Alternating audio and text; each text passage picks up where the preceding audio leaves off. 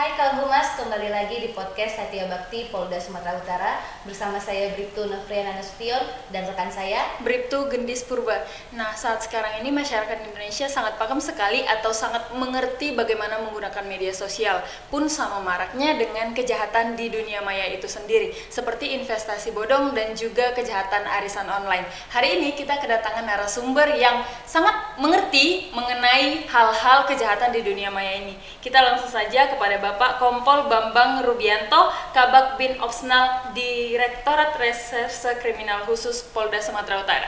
Halo Bapak. Gimana kabarnya nih Pak? Alhamdulillah baik. Alhamdulillah baik ya Pak, tetap semangat menjalankan Puasa. Nah Pak, kita nih penasaran sekali nih dengan kejahatan cyber karena ini lagi trending ya mungkin ya Pak, lagi marak sekali di dunia maya gitu. Nah Pak, untuk kasus-kasus kejahatan cyber sendiri yang sering ditangani tim cyber Polda Sumut apa saja sih Pak? Dari data yang ada di Direktorat Reserse Kriminal Khusus, kasus-kasus yang paling banyak itu dan mendominasi ditangani oleh Subdit Cyber di Reskrim Polda Sumut itu adalah kasus-kasus penghinaan dan pencemaran nama baik, berita hoax. Yeah. Ya. Itu yang paling dominan itu, boleh katakan hampir jumlah kasus ditangani sampai 80% ditangani itu adalah kasus-kasus pencemaran nama baik berita hoax. Berarti memang karena masyarakat semakin menggunakan media sosial, penyebaran hoax pun semakin besar juga ya Pak. Ya. Pun juga berarti masyarakat sudah paham bahwa pencemaran nama baik di sosial media ini bisa dilaporkan, begitu ya Bapak. Nah, di 2023 nih Pak, kita sudah menjalani di triwulan pertama di Januari, Februari, Maret. Sekarang kita masuk di April. Sudah berapa banyak sih Pak kasus yang ditangani oleh Cyber Polda Sumut? Dari data yang ditangani oleh Direktorat Reserse Kriminal Khusus selama triwulan pertama itu Januari sampai dengan April tadi, itu di 2023 ini 76 kasus. Nah, yang berhasil diselesaikan baru 40 kasus. Itu pun 40 kasus itu banyak kasus yang lama karena proses suatu penyidikan satu kasus perkara itu membutuhkan waktu agak lama dikit gitu. Dibandingkan dengan kasus-kasus lainnya berkaitan dengan keterangan-keterangan ahli, terus tentang device itu, alat-alat itu yang perlu akunnya bukan seperti itu ya. Nah Pak, ini penasaran sih Pak. Menarik nih. Iya, menarik tentang pencemaran nama baik dan hoax itu sendiri. Nah kalau untuk hoax itu Pak, agar mungkin laporan masyarakat ini bisa maksudnya duduk perkaranya itu ada nggak sih Pak persyaratannya atau mungkin harus memenuhi kriteria apa sih Pak gitu Pak? Kalau yang dikatakan hoax itu pastinya itu berita itu adalah bohong, tidak benar. Ya, itu ya. Kemudian itu secara kasat mata lah katakan demi atau sangat mudah dibuktikan bahwa itu memang benar tidak terjadi. Contoh si A itu adalah mengambil uang gitu kan, padahal dia itu tidak bisa dibuktikan itu mengambil uang. Ada posisinya itu yang tidak pedang saat itu, tapi sengaja di posting itu ada dengan tujuan tertentu. Itulah pencemaran nama baik atau juga hoax itu, atau penyebaran isu gitu hoax itu. Nah, untuk di Indonesia sendiri nih Pak, nggak usah Indonesia deh, Sumatera Utara gitu. Kita bicara di kecilnya di Sumatera Utara, yang menyebabkan kejahatan di dunia maya ini marak terjadi tuh kira-kira apa penyebabnya Pak?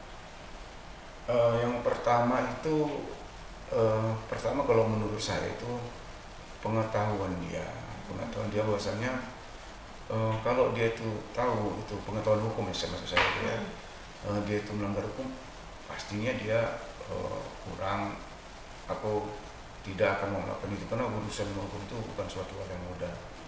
Kemudian mungkin dia juga berkaitan juga dengan itu tadi niat dia itu, dia mungkin rasa kesalnya dia itu kan, sehingga hukum tuh walaupun dia tahu kan kadang tuh terabaikan, apalagi yang nggak ngerti hukum, dia emosional langsung nah itu melakukan action. Ingat, jaring itu adalah harimau. Kok dulu mulut, dulu lidah, dulu mulut gitu. Sekarang jaring. Jaring harimau. Gitu kan gitu. Berarti memang kurangnya di pengetahuan mengenai hukum gitu. Ya mungkin yang sekarang kita sering bilang UU ITE ya Bapak. Iya. Nah Pak, untuk UU ITE itu sendiri sih Pak, bagaimana penerapannya untuk kasus-kasus kejahatan di dunia maya Pak? Kalau kejahatan di dunia maya itu kan seperti pada prinsipnya hukum diciptakan untuk satu ada kepastian, ada kemanfaatan dan ada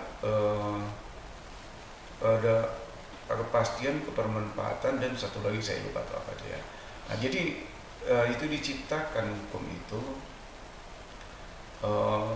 penegakan hukum itu pastinya adalah untuk melindungi orang-orang yang merasa terzolimi atau merasa jadi korban.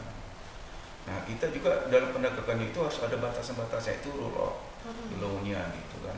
Dia harus ada aturannya, jadi mekanismenya ada. Nah, karena banyak orang yang banyak tren-tren yang terjadi zaman dulu, makanya ada penyempurnaan. Hukum dijadikan alat, nggak senang dia langsung, wah ini di negeri tahok. Nah itu, jadi ada batasan-batasan. Makanya ada beberapa revisi dan sampai ada itu pembatasan tentang penggunaan dan immunity itu, seperti itu. Nah, saya penasaran nih Pak, Nob. Untuk dari pencemaran nama baik tadi Bapak, kan kita melihat nih banyak di sosial media yang mungkin pencemaran nama baik itu tidak dibuat mungkin tidak dipublikasikan. Nah, berupa chat kedua belah pihak. Nah, itu duduk nggak sih Pak perkaranya? Maksudnya kayak kalau misalnya dia membuat di media sosial kan sudah jelas dilihat oleh orang lain. Japri maksudnya? Iya, japri, jalur pribadi gitu Bapak. Itu bisa nggak sih Pak dilaporkan? Untuk sementara ini berdasarkan pengalaman dan keterangan ahli untuk nama chat antara person to person itu belum dikategorikan sebagai pencemaran nama baik. Nah, karena yang namanya sebagaimana undang-undang ITE adalah memposting itu dapat dilihat dan diakses oleh kalangan pengguna internet yang lain. Itu dengan mudah tuh akses umum gitu. Tapi kalau japri istilahnya kita ya itu belum bisa. Personal. Karena kita nih kembali lagi penegakan hukum ini ada the rule of the law-nya. Artinya kita membuat begitu pun kalau ahli mengatakan tidak bisa, itu tidak bisa. Berarti memang harus ada ahlinya juga ya Pak ya untuk menilai apakah ini duduk atau tidak perkara tersebut. Nah, itu kenapa kasus-kasus UU ITE ini atau kasus di media sosialnya banyak yang mungkin tidak bisa dilanjuti karena kurangnya bukti tadi ya Bapak. Iya, lebih kurang seperti itu. Makanya ya, kalau kita perhatikan saat ini banyak sih kita harus menyadari bahwasanya pengguna internet itu di dunia kita tuh nomor 4 tertinggi pengguna internet. Nah, tetapi khusus di pengguna internet kan banyak ya. Tapi pengguna internet yang melakukan diakses di sosial media, saya ulangi akses di sosial media dengan handphone lah, itu kita tertinggi di Asia. Di Asia itu sedangkan 4 besar tadi itu Cina dan India itu 2 dari 4 yang terbesar. Maksudnya kita di nomor 1 Amerika, 2 di Cina, 3 India, ketiga 4 Indonesia, pengguna terbesar internet dunia. Lebih kurang seperti itu. Jadi kalau kita lihat di situ, orang lain banyak akses internet memang untuk data, untuk segala macam yang sifatnya perusahaan dan macam mana. Nah kita terbesarnya malah melihat YouTube dengan handphone itu. Dan bahkan satu orang bisa 2 handphone.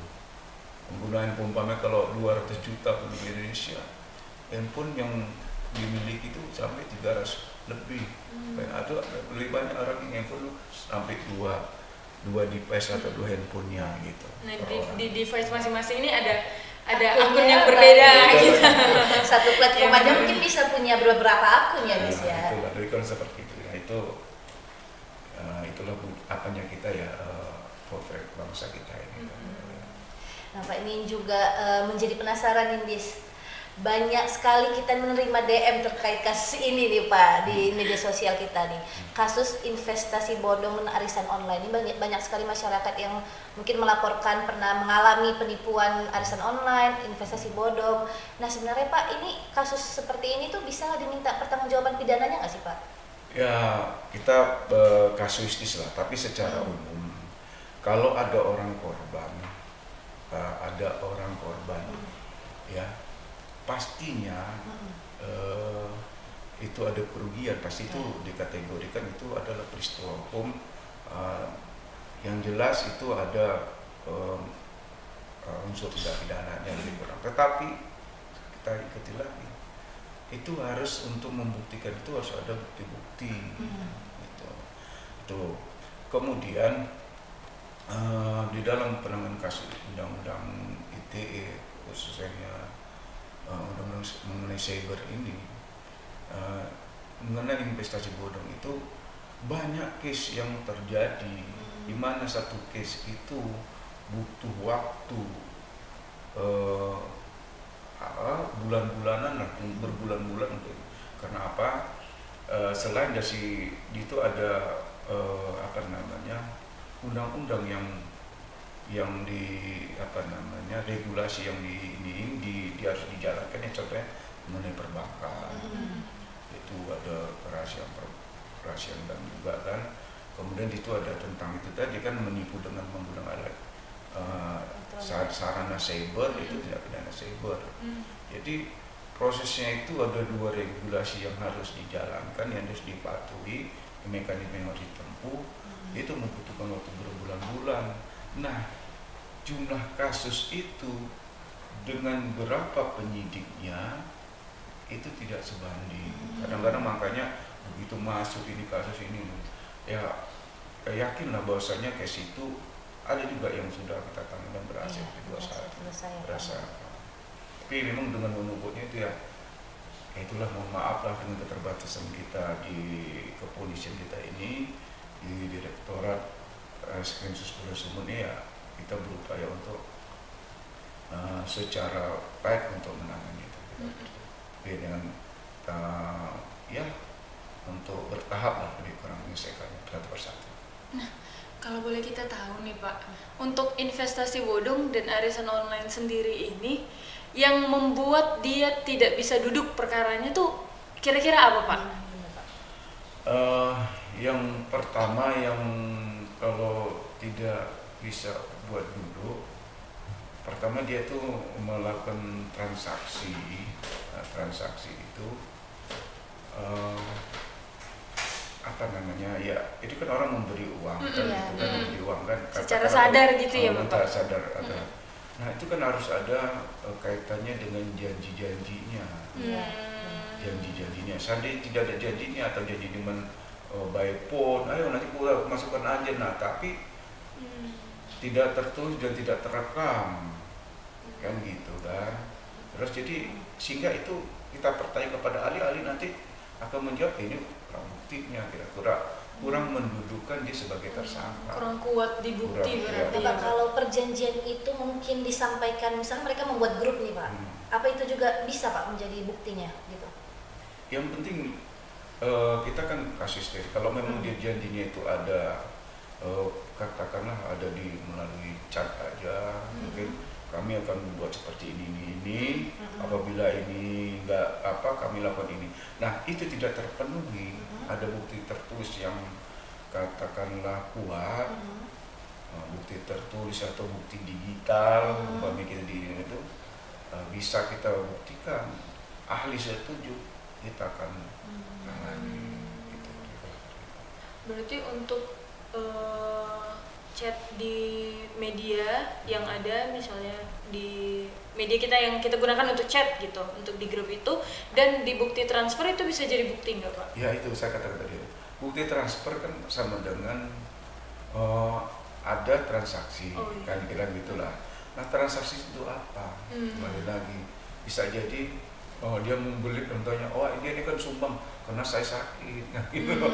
Jadi tapi ya kira-kira begitulah kilasannya, jangan di apa serius ya. Tapi kalau mau ada buktinya, saya udah janji ini sehingga ini nanti kamu tarikan ini tanggal sekian, tidak terbukti, jadi kan ingat unsur penipuan itu adalah rangkaian kata bohong untuk menjanjikan atau memberikan sesuatu yang ternyata itu tidak sesuai dengan janji-janjinya. Itu kita kira bahasa sederhananya.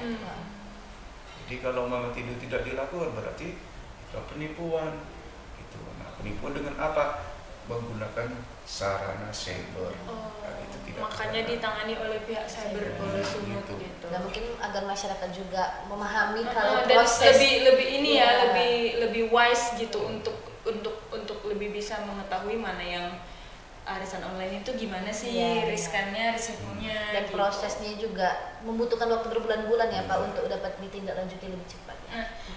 Terhubung ke pertanyaan kita selanjutnya nih Nop, kendala-kendala apa yang dialami oleh pihak dari Cyber Polda Sumut nih Pak dalam penanganan kejahatan di dunia maya? Yang pertama itu jumlah kasus lah yang jelas. Itu sering mengeluh. Kemarin itu semalam itu kasus di cyber yang saat ini Polda Peri itu komplain ke saya, ini masuk lagi nih kita belum, karena beliau kan baru ya, saya dulu mah udah kasus itu kan kayak gitu udah memang kita tolak susah gimana ya. Jadi memang kita waktu saya kasus di cybercrime waktu dulu itu kita mendisposisikan anggota undang. Jangan masa kami lagi ini belum dari ini kasus ATC belum komandan. Ya maaf kata ATC ada yang ya kasusnya jadi perhatian masyarakat gitu ya, bisa menonjol begitu ya, dan terus dalam macam ya butuh ekstra ekstra baik untuk menyelesaikannya itu masuk lagi. Ya saya katakan lakukanlah semampu kamu. Lakukan prosedur pagi undang aja dia diminta keterangan, tapi nggak harus berjalan tahapan-tahapannya lah, sehingga masyarakat itu merasa membuat pengaduan ke Polri itu tidak sisi masih minimal tidak sesuai dengan harapan 100%, malah ada diperhatikan. Agar tetap ditangani, masyarakat tetap merasa ditangani ya kan Pak. Karena untuk kasus media dunia maya ini sendiri kan butuh waktu yang lama. Iya, terus juga kalau misalnya ketiknya sedikit aja yang sudah menyinggung, itu bisa jadi laporan tersendiri juga gitu. Ya, ada orang yang tidak senang atas itu, ya dia bisa buat laporan lagi ya Pak. Nah, saya penasaran nih satu Pak. Saya bertanya langsung kepada ahlinya. Nah, untuk kita japri dengan seseorang nih, nah terus dia capture dan diposting di sosial media, itu apakah ada regulasi hukumnya nggak sih Pak? Nah itu tadi kan seseorang yang men-capture terus dia men-share atau men-posting kan gitu, dia kan harus tahu. Maka kita ini kan tadi nanti mungkin di statement nanti saya akan memberikan apa. Nah ini juga sampingnya dia harus tahu apa yang dipostingkannya itu berbahaya atau tidak. Dia tahu posting. Kalau dia nanti mengatakan saya nggak tahu isinya Pak, saya cuma itu bukan katakanlah unsur pidana itu tidak hapus atau hilang apabila saya nggak tahu isinya. Karena yang diposting itu di unsur pidana terbukti dia memposting, dia dianggap tahu. Begitu. Berarti itu juga bisa masuk di pidana undang-undang. Apabila nanti di situ ini yang saya capture ini nggak sesuai dengan ini, ya itulah dia harus mengekstrak. Jangan sampai itu saya posting atau saya share, karena itu bisa menimbulkan permasalahan bagi dirinya. Berarti masyarakat juga harus sadar ya Pak apa yang diperbuat gitu. Jangan sampai nanti setelah dilakukan, dilaporkan timbul masalah ya kan Pak. Ini saya katakan tadi itu pengetahuan hukum. Iya, karena ketidaktahuan. Kemudian jangan emosi, kadang-kadang malah tahu dia menjadi Iya. masalah, tapi nggak apa-apa lah, yang penting gue puas. Karena gitu. terbawa emosi gitu ya, Pak. Iya. Nah, di kita kok membahas masalah ini kayak nggak ada habisnya ini. Masih banyak pertanyaan. Masih banyak pertanyaan. Di mana? Karena keterbatasan waktu mungkin sampai sini ya. Nah, terakhir Pak, sebagai mungkin yang berpengalaman di cyber nih, pesan-pesan kepada masyarakat agar jangan sampai ini Pak terlibat kejahatan di dunia maya atau menjadi korban kejahatan dunia maya Pak. Silakan Pak ke kamera sebelah Kamera sini, Pak. 3. Hai guys. Kawan Humas boleh nih Pak. Hai kawan Humas. Hai, kawan Humas. Kawan Humas. Iya. Jadi kita selaku pengguna sosial media harus bijak untuk menggunakan sosial media. Kenapa? Kalau tidak bijak kita bisa jadi korban ataupun bisa jadi pelaku. Kenapa demikian? Kalau kita salah itu memposting, kita bisa dibully, ya jadi korban. Ya gitu, pribadi kita segala macam ya. Terus kemudian kalau kita juga salah untuk mencikapi juga, kita bisa apa? Bisa jadi pelakunya. Jadi berbijaklah untuk itu. Tahu apa yang risiko yang akan kita lakukan apabila kita men-share atau memposting itu, apakah bisa menjadi korban bagi diri kita atau menjadi pelaku dari kita. Untuk itu berbijak untuk bersosial media. Ya, benar sekali. Bijak menggunakan media sosial karena jarimu adalah harimau sekarang. Ya. Benar sekali. Pak, terima Terima kasih kasih sudah sudah berkesempatan hadir nih Pak, membagikan ilmu mungkin untuk kawan-kawan Humas di rumah. Ya. Nah, kawan Humas, sekian podcast Satya Bakti Polda Sumatera Utara. Saya Bribtu Novriana Nasution dan rekan saya Bribtu Gendis Purba beserta kru yang bertugas pamit undur diri. Terima kasih dan salam presisi.